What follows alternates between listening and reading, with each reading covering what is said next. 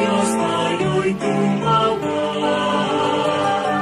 sa ating mga kaaway, ay may Kanyang iniligtas.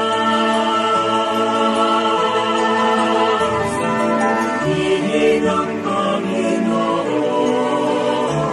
tumawid ng kagalakan, pagtutugin ang gitara, magandahaya-hayang dinas, ipagin niyo ang trompeta, pasaling nabila, sa ating mga balita, ilagaan ang puso ng Diyos na tagapagligtas. Hihig ang Panginoon, tumawid ng kagalakan,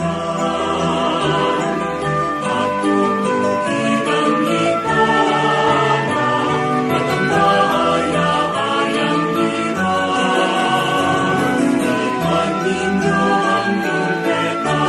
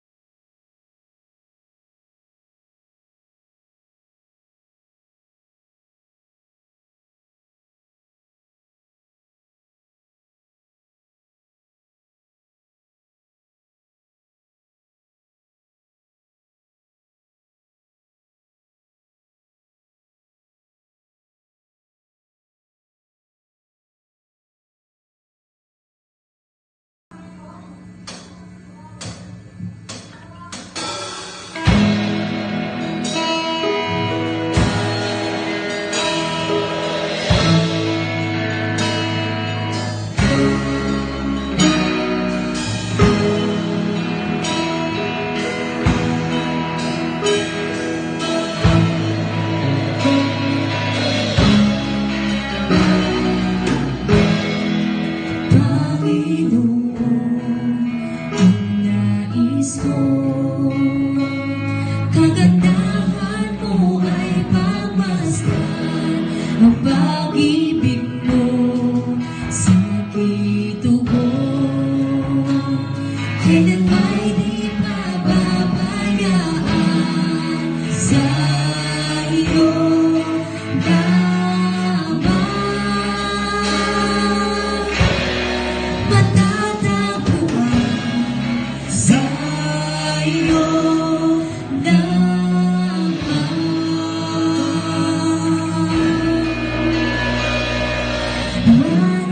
Mananatili sa iyong dilim at sasambahin ka sa dakong lihim.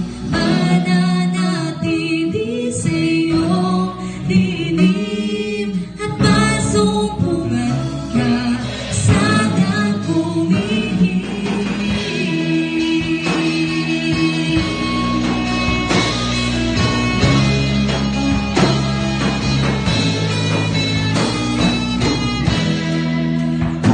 Panginoon, ang ngalan mo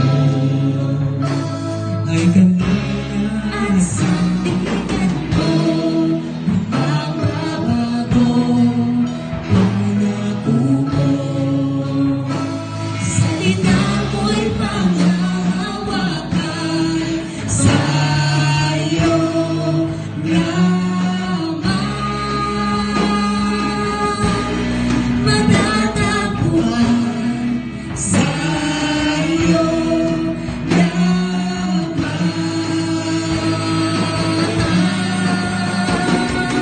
Mananatili sa iyong lihim at sasambahin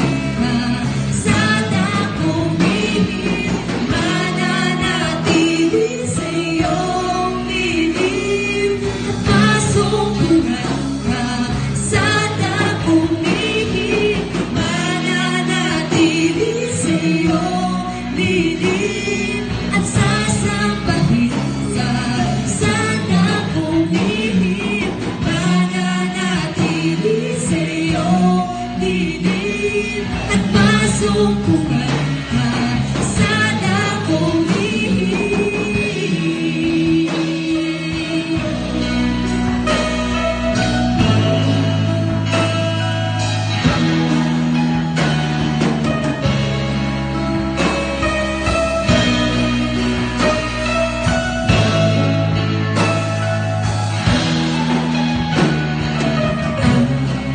papuri ko itaging sa'yo, sa'yo lamang iniaalay.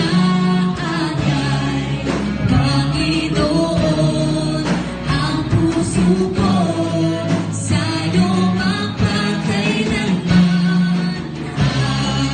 Papuri ko itaging sa'yo, sa'yo lamang iniaalay. Panginoon, ang puso ko sa'yo magpakailanman. Ang papuri ko itaging sa'yo, sa'yo lamang iniaalay. Panginoon, ang puso ko sa'yo magpakailanman. Mananatili sa'yo, dilim at sasambahin ka sa dakong lihim. Mananatili sa'yo, dilim at masumpungan ka sa dakong lihim. Mananatili sa'yo, dilim at sasambahin ka sa dakong lihim. Mananatili sa'yo, dilim at masumpungan ka sa dakong lihim. Masumpungan ka sa dakong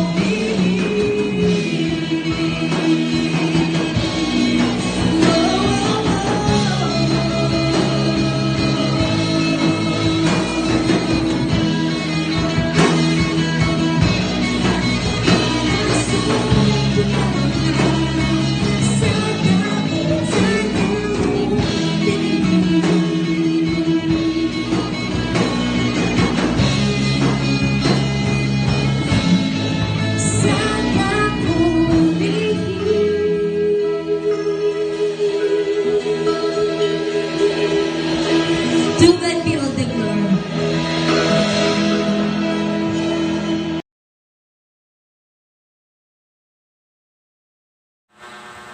Mga kapatid, narito ang pagbasa mula sa aklat ni San Marcos, Kabanata 11, mga talata 1 hanggang 11. At ganito ang sinasabi: Malapit na sina Jesus sa Jerusalem, na sa gulod ng bundok ng mga Olibo, at natatanaw na ang mga bayan ng Betfage at Betania. Pinauna ni Jesus ang dalawa sa mga alagad at sinabi sa kanila, "Pumunta kayo sa susunod na nayon. Sa pagpasok, dooy makikita ninyong nakatali ang isang biserong asno na hindi pa nasasakyan ni numan. Kalagin ninyo at dalhin dito. Kapag may nagtanong kung bakit ninyo kinakalag iyon, sabihin ninyong kailangan ito ng Panginoon at ibabalik din agad dito." Kaya't lumakad na sila at natagpuan nga nila ang asno sa tabi ng daan, nakatali sa may pintuan ng isang bahay. Nang kinakalag na nila ang hayop, tinanong sila ng ilan sa mga nakatayo roon, "Bakit ninyo kinakalag iyan?" Sumagot sila gaya ng bilin sa kanila ni Jesus at hinayaan na silang umalis. Dinala nila kay Jesus ang biserong asno at matapos isapin sa likod nito ang kanilang mga balabal, ito'y sinakyan ni Jesus. Maraming naglatag ng kanilang mga balabal sa daan. Ang iba namay pumutol ng madahong sanga ng kahoy at siyang inilatag sa daan. Ang mga tao sa unahan at ulihan niya ay sumisigaw ng, "Hosana! Pagpalain ang dumarating sa pangalan ng Panginoon! Pagpalain nawa ang kaharian ng ating amang si David na muling itinatag. Purihin ang Panginoon. Pumunta si Jesus sa Jerusalem at pumasok sa templo. Pagkatapos tingnan ang lahat ng bagay doon, lumabas siya at nagbalik sa Bitanya kasama ang 12, palibhasay gumagabi na noon. Mga kapatid, pagpalain tayo sa pagkarinig at pagkabasa ng mabuting balita ng ating Panginoon.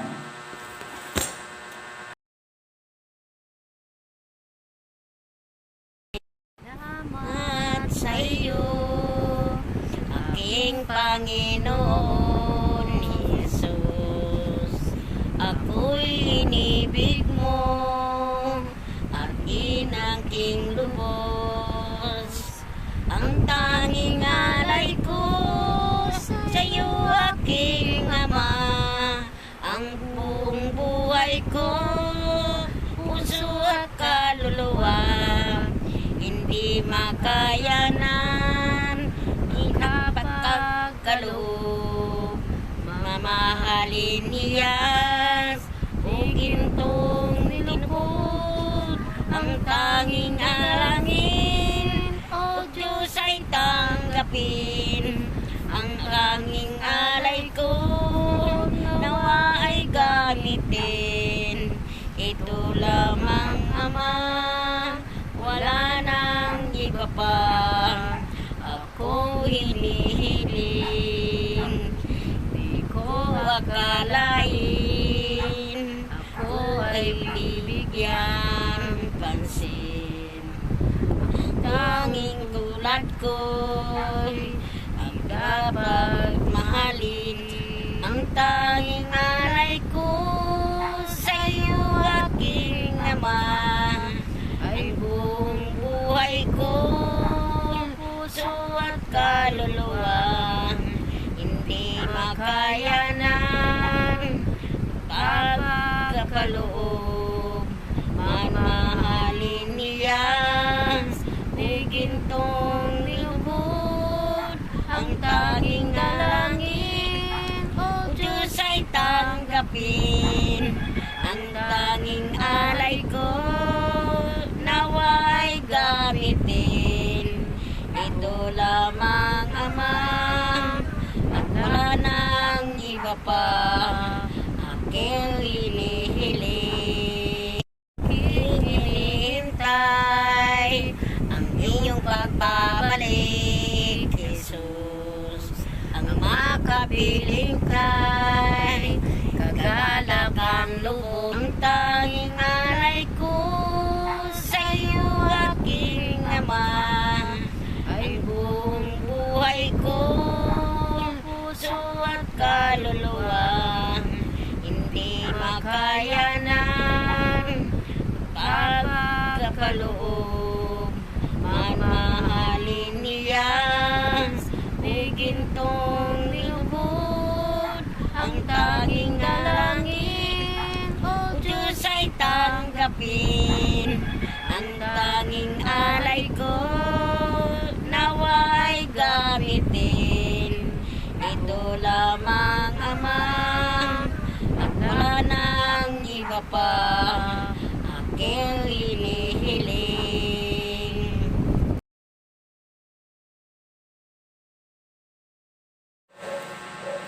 Isang mapagpalang araw po sa ating lahat, mga kapatid ko sa Panginoon.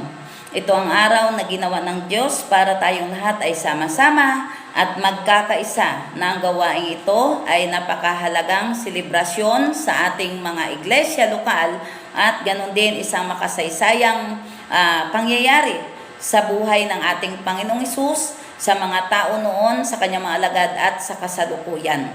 Kahit tayo po ay online worship service, subalit ito po ay buong saya, buong galak, buong tuwa natin na sinisilibrar, inaalala ang linggo ng palaspas. Tayo po ay manalangin. O Diyos naming Panginoon, salamat po sa pag-ibig mo, salamat po sa iyong pag-ingat at ganun din sa iyong mga pagpapala. Narito po, O Diyos, ang iyong abang lingkod, gamitin niyo po ang aking buhay para ihayag ang iyong mabuting balita sa iyong mga anak. Ito po ang aking hiling at panalangin sa tanging pangalan lamang ni Jesus. Amen. Mga kapatid, ay patuloy tayo sa ating online worship service. Subalit inaalala natin ito ang makasaysayan sa ating mga buhay at sa ating mga iglesia, ang linggo ng palaspas. Una ay ang mabuting balita na aking dadalhin sa inyo ay ang pagpapakababa. Paano po ba tayo magpapakababa sa harapan ng ating Panginoon? Sabi po dito sa aklat ni Filipos, Kabanata 2, talata 7, bagkus hinubad niya ang lahat ng katangian ng pagkadiyos, nagkatawang tao at namuhay na isang alipin. Itong katangian na ito ng ating Panginoong Hesukristo ay hinubad niya ang kanyang pagkadiyos at namuhay ng isang alipin. So, ipinapaalala po sa atin sa araw na ito na ang ating Panginoong Diyos ay makapangyarihan, ang ating Panginoong Diyos ay nasa Kanya na lahat. Subalit, ipinakita niya sa mga tao noon at maging sa ating kasalukuyan ang pagkaroon ng isang katangian na ang pagpapakababa bilang isang lingkod ng Diyos. Isang puso na handang matuto, isang puso na handang sumunod, isang puso na handang magtalaga ng ating buhay para sa kanyang gawain, at isang puso na handang magpasakop sa kanya. Ito ang katangian na nasa atin, ang kailangan natin bilang mga lingkod ng Diyos at bilang mga mananampalataya upang ang gawain ng ating Panginoon ay atin pong itong maisagawa, hindi lamang sa ating mga iglesia, kundi maging sa iba pa na nais nating abutin, nais nating bahaginan ng mabuting balita. Kaya tularan natin ang ating Panginoong Hesukristo, nagkatawang tao at namuhay bilang isang alipin. Mga kapatid, sa aking buhay na karanasan ay napakasaya na maglingkod sa Panginoon. Napakasaya bilang isang alipin ng ating Panginoon. Masayang magpuri, masayang sumunod, masayang magpasakop sa Kanya sapagkat sa ating pagsunod sa Kanya, sa ating pagpapasakop sa ating Panginoon, ito po ay mayroong kaakibat o may kasunod na pagpapala sa ating mga buhay. Tiyak, ako po ay marami kayong mga testimony sa ating Panginoon o patungkol sa ating Panginoon na sa inyong pagsunod, sa inyong pagpapakababa at pagsunod sa kalooban ng ating Panginoon. Maraming ginawa at gagawin pa ang ating Panginoon sa inyong mga buhay. Ikalawa ay ang paghanda ng Diyos. Di ba ang ating Panginoong Hesukristo ay hinanda niya ang asno na kung saan ito po ay kanyang ipinakuha sa kanyang mga alagad upang siya ay may masakyan o may magamit. Ano po? Kaya kung ang ating Panginoong Hesukristo ay naghanda ng asno upang siya ay may masakyan, tiyak sa atin na mga lingkod ng Diyos, mayroon siyang inihanda din para sa atin. Una ay inihanda ng Diyos hindi lamang ang ating katawan, ang ating malakas na pangatawan, ang ating malusog na pangangatawan. Ikalawa, ang ating makalangit na kaalaman. Sapagkat batid ng Diyos na tayo ay gagamitin niya para sa isang misyon, para ipagpatuloy ang kanyang misyon sa mundong ito. Kaya inihanda niya tayo ang malakas, malusog, ganon din ang ating kaisipan, ang kaalaman na mula sa Kanya upang ang Kanyang mabuting balita ay madala po natin sa iba, sa mga nangangailangan na mayroong kaayusan. Kaya salamat sa Panginoon dahil ang ating mga kailangan, hindi nga lang pisikal, hindi lamang spiritual, kundi sa pang-araw-araw natin na mga pangangailangan ay inihanda ng ating Panginoon. Para sa ganon ay maging focus tayo sa ipinapagawa niya sa atin. Wala na tayong iniisip o isipin pa na wala akong budget, wala akong makain, wala akong ganito, wala akong ganito, kundi inihahanda na ng Diyos ang ating mga pangangailangan. Ang mahalaga lang naman sa atin ay kailangan din natin maghanda para sa gawain ng ating Panginoon. Ikatlo ay kailangan po natin sumunod sa ating Panginoon. Di po ba yung inutusan po niya ang mga alagad na kalagin at kunin ang isang asno, sila po ay sumunod. Kaya napakahalaga po sa atin bilang isang mananampalataya ang isang katangian, isang puso na mayroong pagsunod sa ipinag-utos ng ating Panginoon. Kaya tayo ay iba't ibang katawan, ngunit ang sentro o ang katawan ay ang ating Panginoong Hesukristo.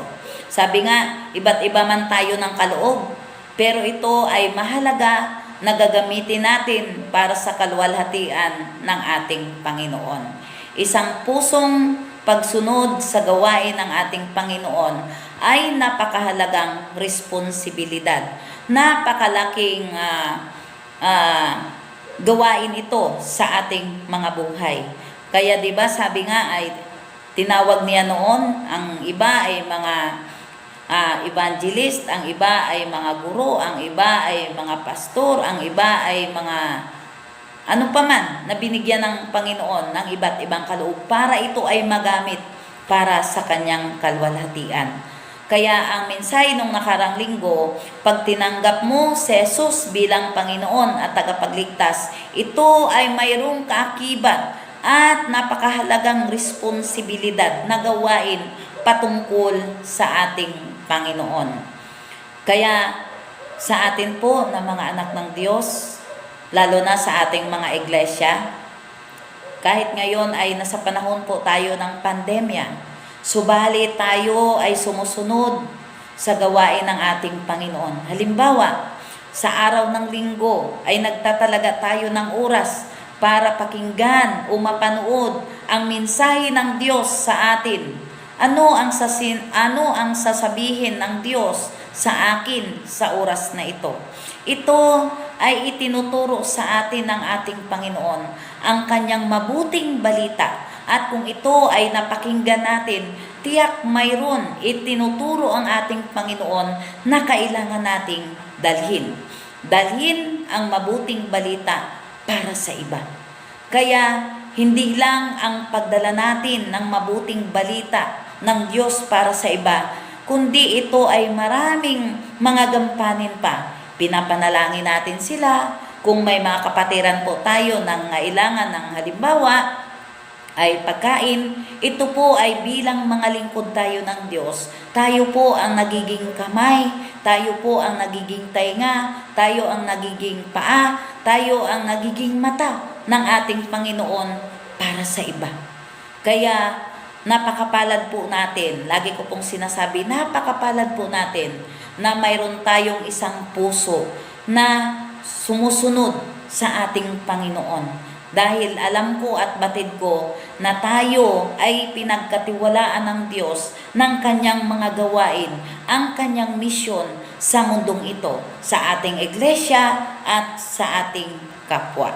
Kaya manatili po tayong sumunod, anuman ang ating pinagdadaanan, anuman ang ating mga responsibilidad. Napakahalaga po mga kapatid na sa bawat sinasabi ng Diyos, sa bawat ipinapagawa natin may ipinapagawa sa atin ng Diyos, narito lang tayo, ang ating puso ay handang sumunod. Ikaapat, ang pagpapasalamat. Sabi nga, huwag natin kaligtaan lagi ang pagpapasalamat sa ating Panginoon. Sabi po sa Aklat ng Kolosas, Kabanata 3, Talata 17, at anuman ang gagawin ninyo, maging sa salita o sa gawa, gawin ninyong lahat sa pangalan ng Panginoong Hesus, at sa pamagitan niya ay magpasalamat kayo sa Diyos Ama. Napakaliwanag po, na sa ating mga ginagawa, ito po ay nagpapakita ng pagpapasalamat sa ating Panginoon. Katulad ng selebrasyon ngayon, Linggo ng Palaspas. Nakita po natin mga kapatid na ang mga tao na ito na sinasabi sa banal na kasulatan, sila po yung naglatag ng kanilang mga balabal, sila po yung kumuha ng mga madahong sanga sa daanan upang ilatag doon sa madaanan ng ating Panginoong Hesukristo. Ito po ay isang katangian na sila po ay nagpapasalamat sa Panginoon. Sila po ay nagpupuri sa Panginoon dahil alam nila na si Jesus ay siya yung dakilang manggagamot. Si Jesus ay nagpapagaling sa iba't ibang uri ng sakit. Si Jesus ay nagturo. Si Jesus ay nagpakain ng libu-libong tao. Kaya sa pamagitan ng selebrasyong ito na kung saan ang Linggo ng Palaspas ay pinahayag ng mga tao noon ang kanilang pagpapasalamat, ang kanilang pagpupuri sa ating Panginoon. Kaya sa atin ngayon, bagamat tayo po ay nasa pandemya, pero tayo po ay sinisilibrar natin ang Linggo ng Palaspas upang sa ganitong diwa ay inaalala natin ang pagpapasalamat din natin sa ating Panginoon sa lahat ng ginawa niya sa ating mga buhay. Maari tayo ay pinagaling sa iba't ibang uri ng karamdaman. Tayo ay tinugon ng Diyos ang ating mga panalangin. Kahit tayo ay binabagyo sa iba't ibang suliranin, subalit dahil sa ating relasyon, dahil sa ating pagsunod sa ating Panginoon, ito ay yung puso natin na balisa, pinalitan ng Diyos ng kapayapaan at kapanatagan. Kaya marami tayong mga testimony kung gaano kabuti ang Diyos sa ating mga buhay. At ito ay pinagpapasalamat natin sa Panginoon sapagkat batid natin na siya ang Diyos noon, ngayon at magpahanggang sa wakas. Kaya sa ating mga ginagawa, ito po ay isang buhay na nagpapasalamat sa ating Panginoon. Bagamat hindi natin kayang bilangin ang mga pagpapala ng Diyos sa ating mga buhay. Subalit, sa pamagitan ng ating pagsunod, sa pamagitan ng ating pagpapasalamat, dito din mga kapatid, nahayag ang ating kabutihan, ang ating pagtitiwala at ang ating pagsunod sa ating Panginoon.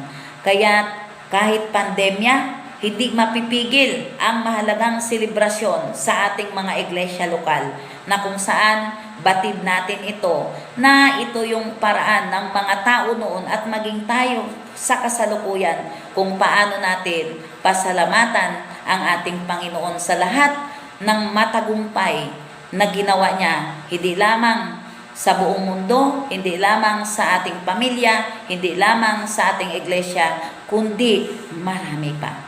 Kaya't ang lahat ng ito ay ibinabalik natin sa ating Panginoon na may pagpupuri at pagpapasalamat sa pangalan ng Ama, ng Anak at ng Espiritu Santo. Amen.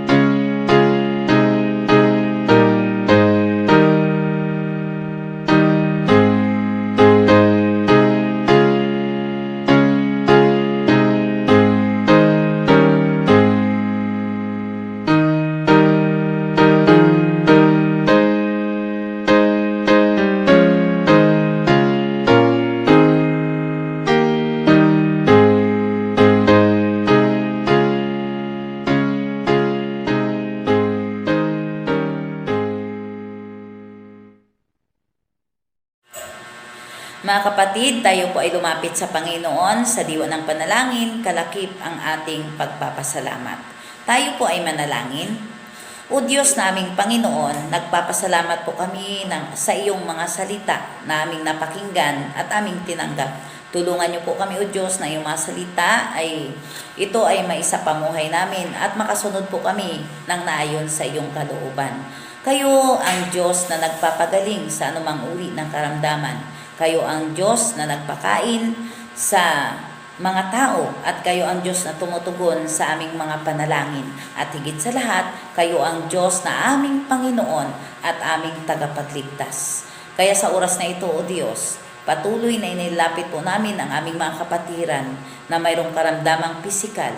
Maring sila ay nasa tahanan, maring sila ay nasa hospital, O Diyos. Kayo, Panginoon, ang aming inaasahan na kayo ang magbigay sa kanila ng lubos-lubos na kagalingan, Panginoon.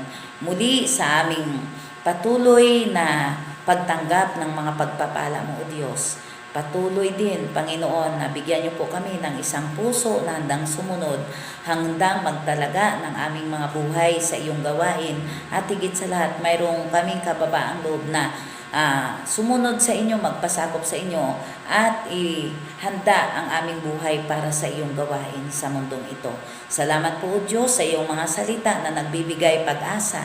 Salamat po, O Diyos, sa iyong mga salita na nagbibigay hamon sa amin.